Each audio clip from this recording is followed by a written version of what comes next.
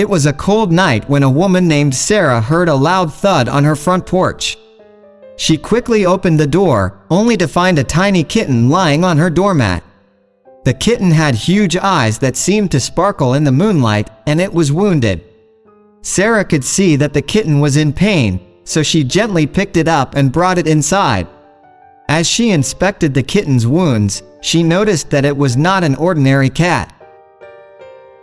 It had unusual markings on its fur, and its eyes were much larger than any cat she had ever seen. As Sarah treated the kitten's wounds, she couldn't help but wonder how it had ended up on her doorstep. She tried to call the local animal shelter, but it was closed for the night. She knew she couldn't leave the kitten alone, so she decided to keep it with her until she could find a permanent home for it. Over the next few days, Sarah fell in love with the kitten's adorable personality and unique appearance. She decided to name it Luna, after the moon that had shone so brightly on the night she found it. However, Sarah's happiness was short-lived when she received a mysterious letter in her mailbox. The letter read, "We know what you have. Give it to us, or suffer the consequences." Sarah was terrified. She couldn't believe that someone would threaten her over a kitten.